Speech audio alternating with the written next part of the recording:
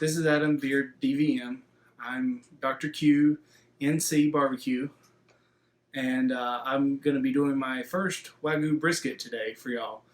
I'm going to be trimming, prepping, and seasoning it tonight, and it'll go on the smoker tomorrow. And we're going to go through this whole process. And I'm just a backyard cook. I've just started out by watching YouTube videos, by going to online forums, and reading up as much as I can on everything. So today I'm going to go through right now and show us some of the things you will need. You need a couple of really good sharp kitchen knives. I got two here, and they're really great. I bought them at Ross, a couple bucks each. They work fantastic. Got my sharpening steel, some food prep gloves, injector from Walmart. I got some olive oil that we use to coat the brisket.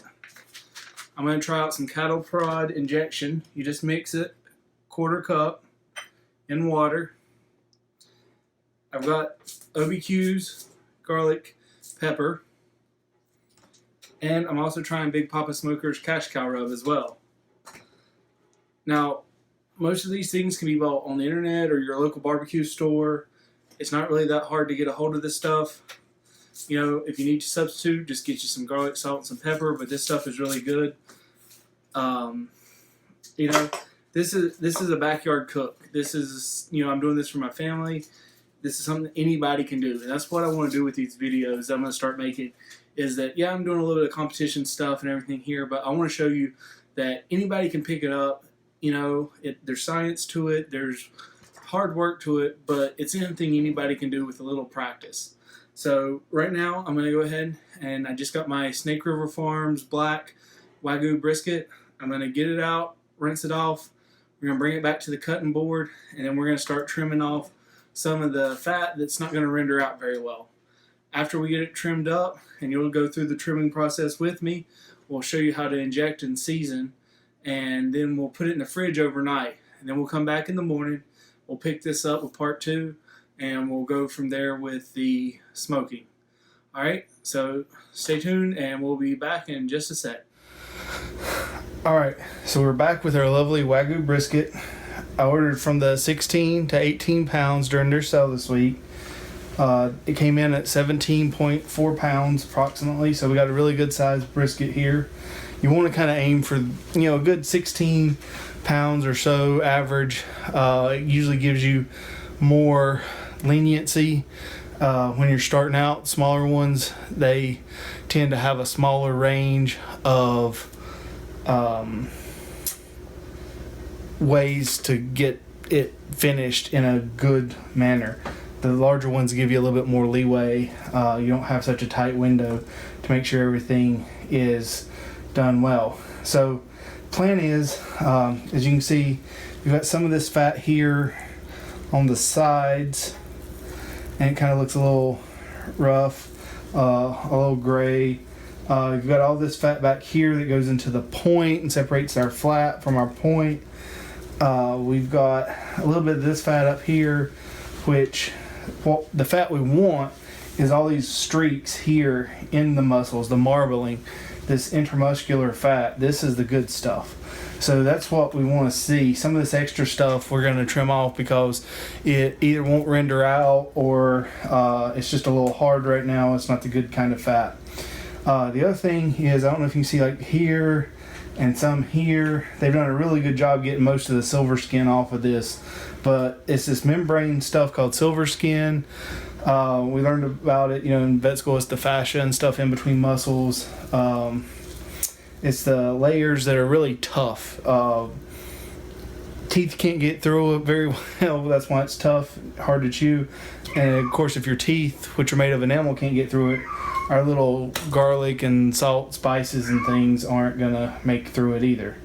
And if you hear some meowing in the back, that's my mom's cat. She let him in for the night. So anyway, I'm gonna trim off some of the silver skin so that we make sure we get plenty of coverage of our spices and rubs on here.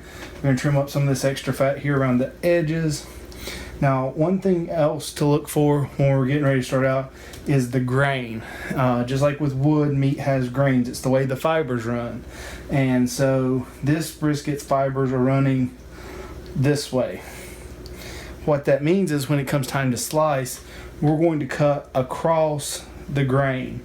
And by cutting across the grain, it allows it to stay tender. If you cut with the grain, it's going to be tough no matter how well you've cooked it and how much marbling and how much intermuscular fat and rendering we've gotten out of it. So we're going to make sure that we keep an eye on how our fibers are running, which is good that it kind of comes down to this point so that we know tomorrow when we start slicing it, we're going to start slicing back this way. Alright, so for some of the more delicate work here, I'm going to use the smaller knife, the smaller KitchenAid. I'm just going to start taking up some of this, and I'm not going to talk as much during this trimming process so I can concentrate, because I really want to be careful. I'm not wanting to butcher the meat. I'm not really wanting to take large chunks or anything like that. We're just kind of getting rid of some of the stuff that's not going to help in the cooking process.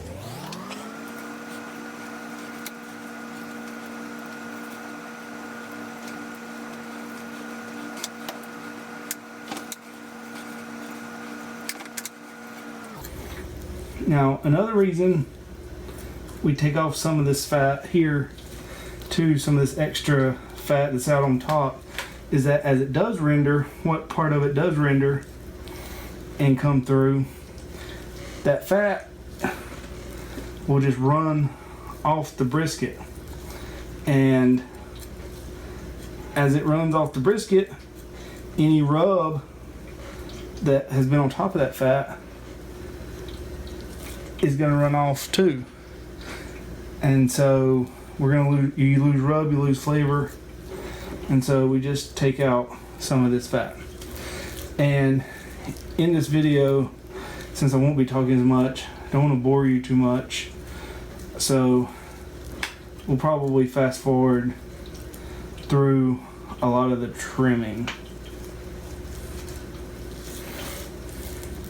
One thing is, this just came out of the fridge where it's been thawing. You want to make sure it's cool. The cooler it is,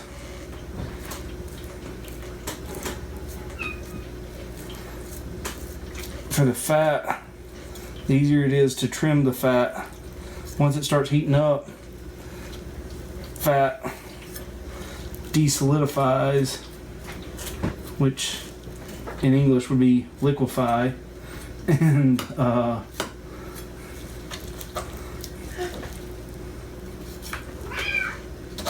ends up making it a lot harder to trim.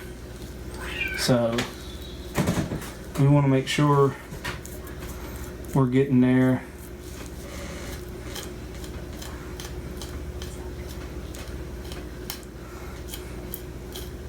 And getting that fat off while it's still cool and easier to trim off.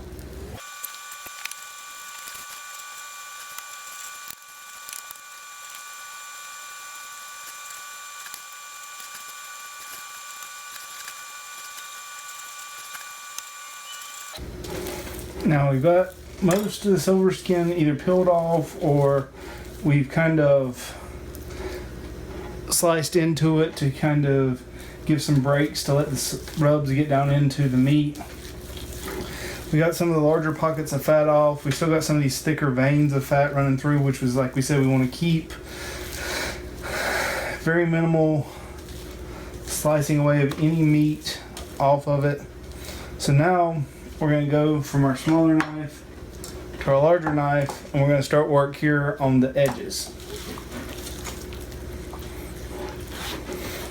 So first thing I'm going to do is come down this edge.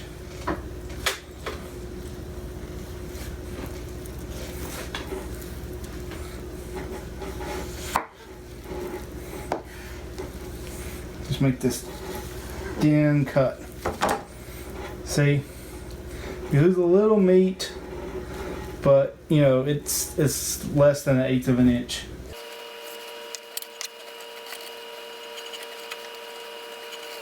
And while we're here at this point, we're just going to cut this little tip right off. It's mostly fat, just a little bit of meat, but it gives us a nice edge to work with. We just trim everything up, make it nice, square. Now if I'm trimming for a competition, you get 9x9 little styrofoam boxes to turn in. So that's like your little takeout boxes.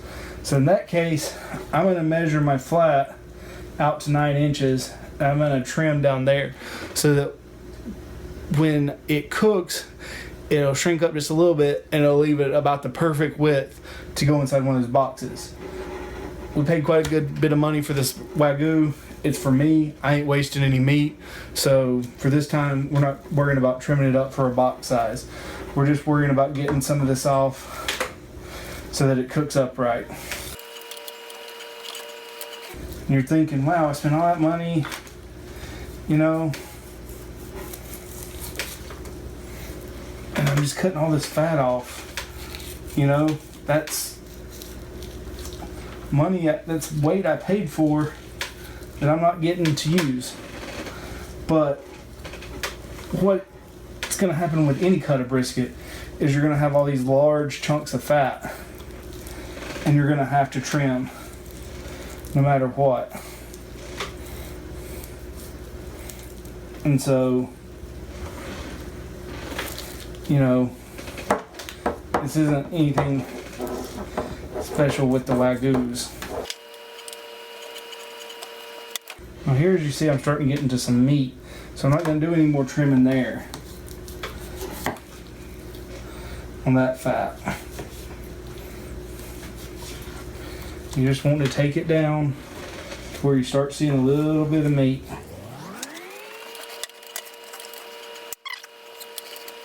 Now this back here is getting into the point. This is where people make your burn ends.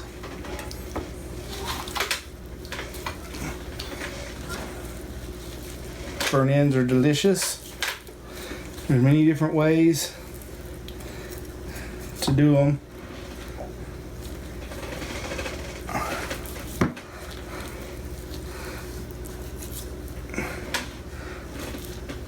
I like just cubing up the point. I mean, I think it's good that way.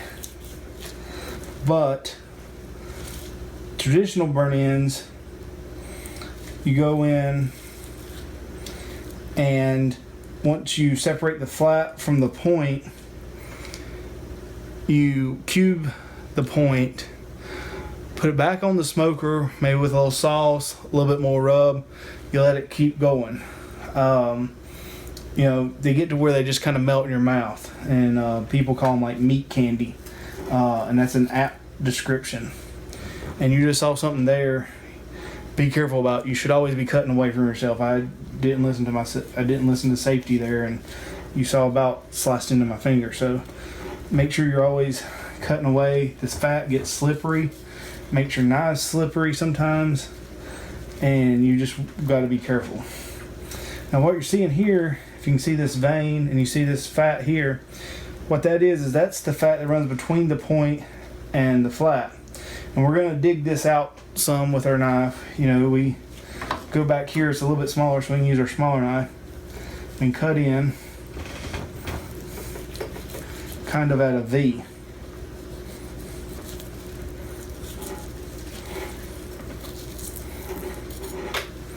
And take out those chunks.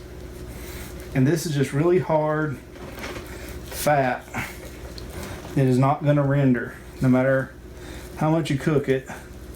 By the time it would render out, the rest of your brisket's going to be so dry you wouldn't want to eat it.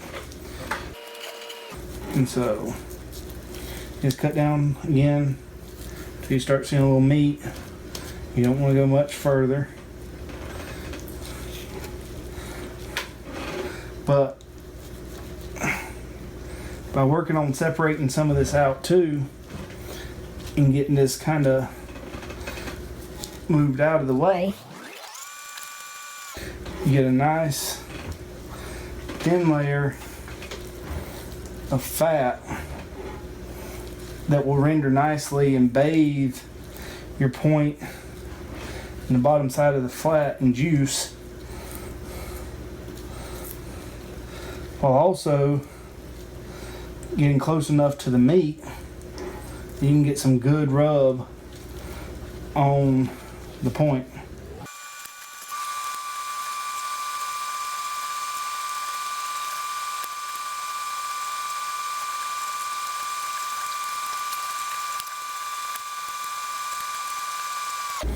And as you can see now, I'm starting to get back into some meat. So I'm going to stop going on that pan. I'm just going to slice some of this fat right off here. Just going to peel it down. Now you got to keep some of this fat in here for protection from the heat and keep the moisture in there.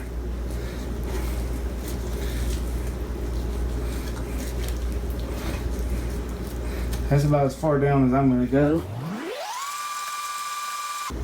You can see I'm starting to see some red down here. That means that we're at a spot there where our rub will be in our meat and not on fat that flows out of it as it renders. And you don't want to go too far either, because you'll completely separate out your flat from your point. And I don't want to do that. So where I'm at now,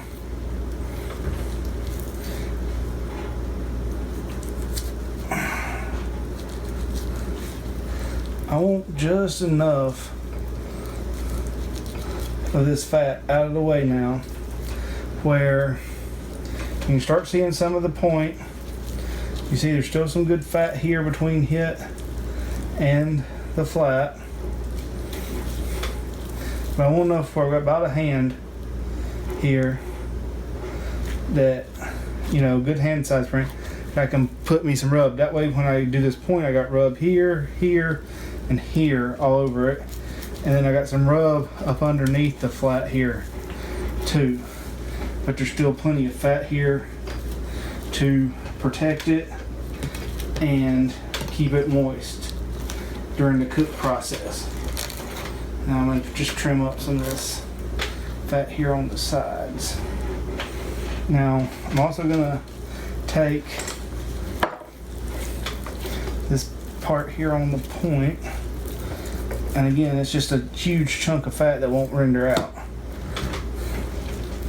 So we're just going to work down till we get rid of most of hit too. You can kind of tell on hit from here on the sides, so you know when you're getting close. Because like I said, fat is flavor, and you want to keep a good bit of it.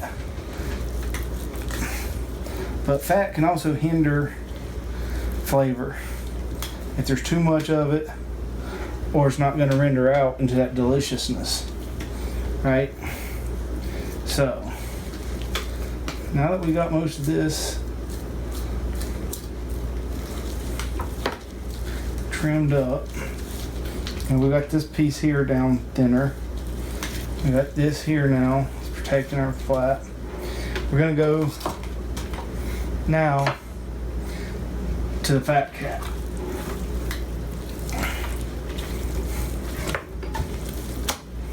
Now you've got this brisket here, and it's got this fat cap,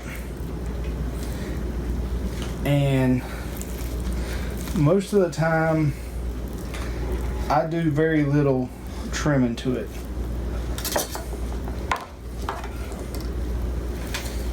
I will take some off, just some thin slices. Here, I'll go down this edge. I'll look for places, just trying to even it out.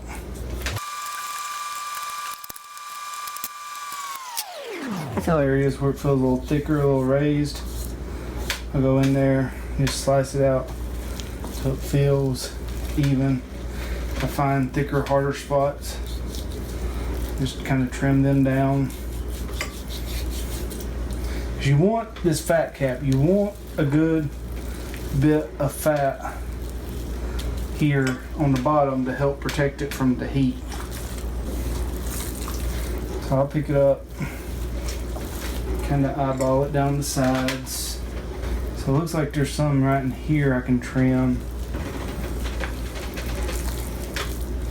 A hair here and a hair here, but that's about it.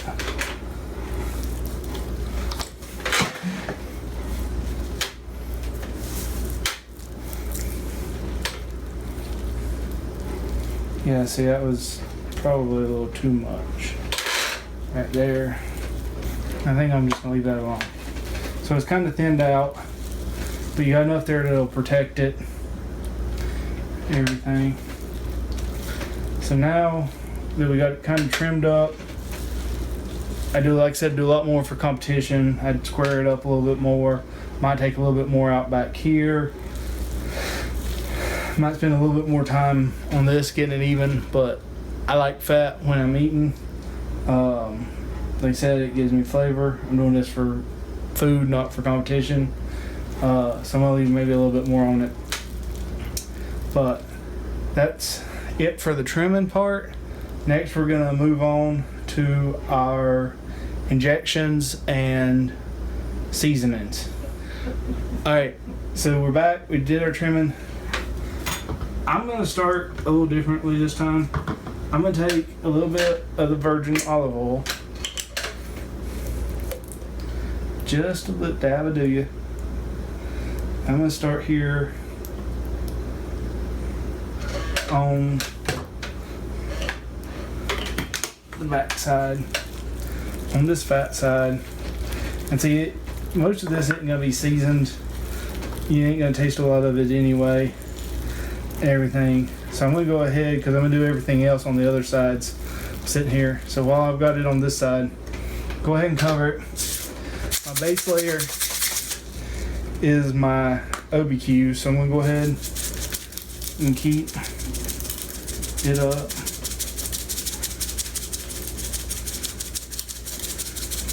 And just go back and forth. And then a nice coat.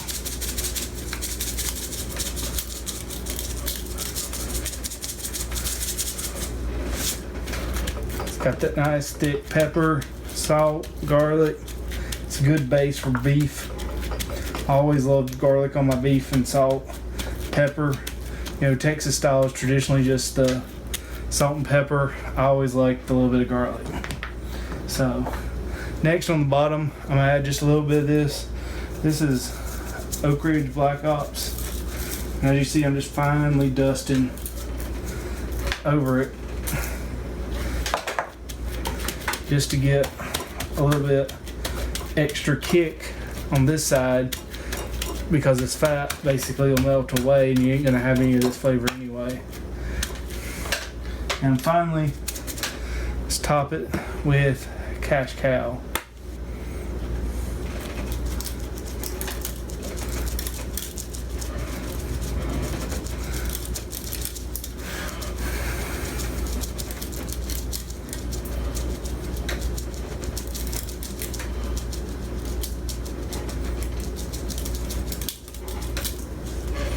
I'll tell you one thing, to in smell-o-vision, this would be the time to use it, because this stuff smells great.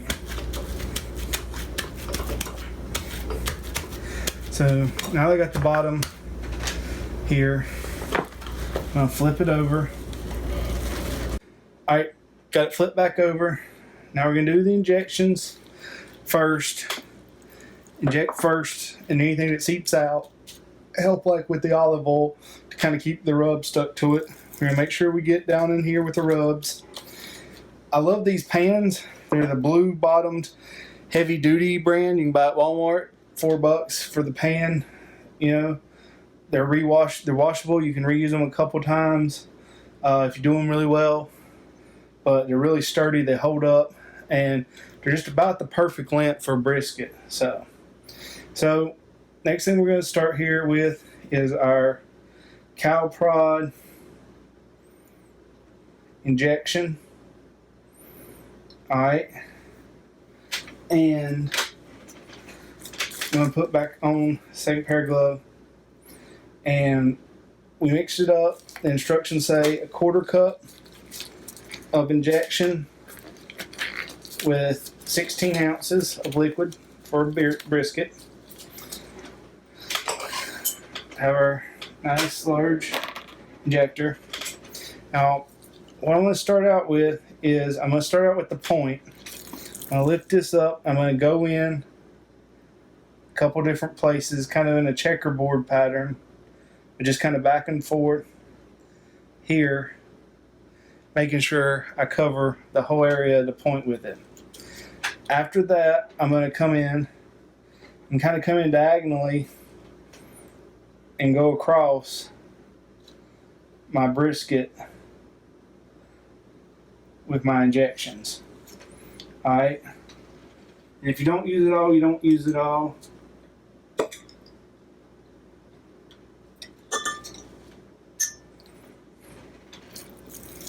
I'm going to start out here. We're going to go down into our brisket.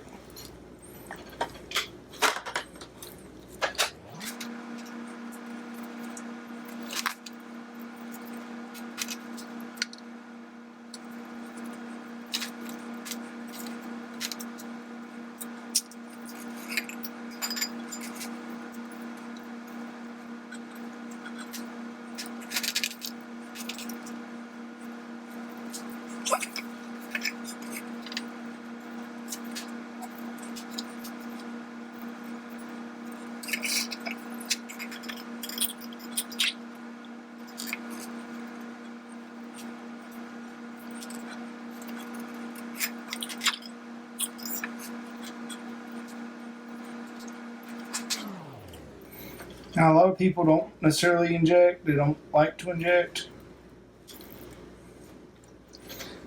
I've always injected. I've never had an issue. Some people say you can get discolorations. All I know is, you know, when you do marinades and stuff in beef,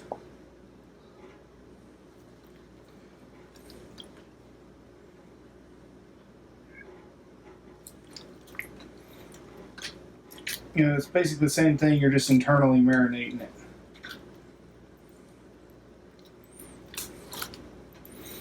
And I feel pretty good about getting most of the brisket injected. It'll run through, it'll seep through to that big part.